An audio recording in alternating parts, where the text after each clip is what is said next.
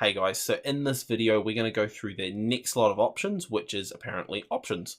If we click on options, it'll give us a whole list of things. So basically in this part we can add new options. So say my Hulk hands have different colors. I can click on add new option, and in here it asks for a title. So it says what are your options. So basically I'm going to put that it's a color. And we're going to tick so that either a drop down list or radio buttons. I like radio buttons because it's just one selectable with a radio button. You can only have one color. So radio buttons. Does the customer require, do you require the customer to select one of these colors? At the moment, yes, we do. Now we're going to go add new section inside this. And this is where you add your colors. So let's say we've got green Hulk hands.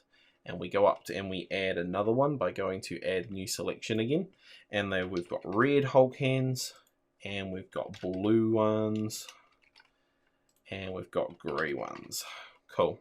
So basically that's adding options to your actual item. So if you've got if you're selling t-shirts, sizing. If you're selling flowers, is it a large bunch, a small bunch, or a medium bunch? That kind of thing. So it works really well, and you can use them in other ways. That you could be selling animals is your category, and your options here are like fox, rabbits, bear. You could have them that way as well, which is quite good.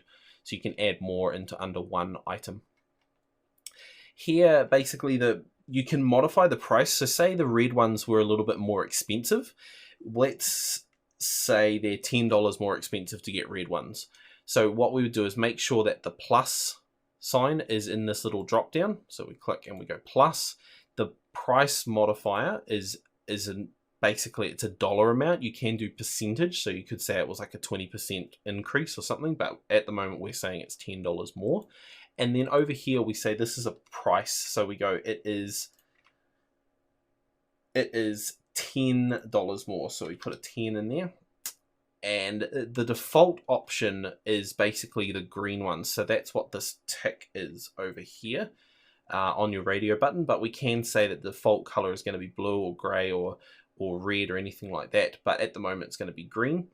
Now let's go up and save again, and then we'll go preview product, and we can see how those options come up. So as you can see down the side here, you can see that there's a color. It's still $50 because it's basically telling me that green is selected. Now if I go to red, it'll change that pricing, which is great because it is $10 more. And as you can see, it's plus $10 next to the red. Blue is still 50. You can see it changes, and gray is still 50. But that red is always going to go up because we've added that extra price in there. Really handy if things cost different prices, or say you're having a discount special on one color or something like that, you can do it that way. Awesome. That is the options tab covered. If you have a play around, and basically you can change what you want to, you could do it by percentage if you want to, but definitely play around and use this because it's really handy throughout your shop. Awesome. See you in the next video.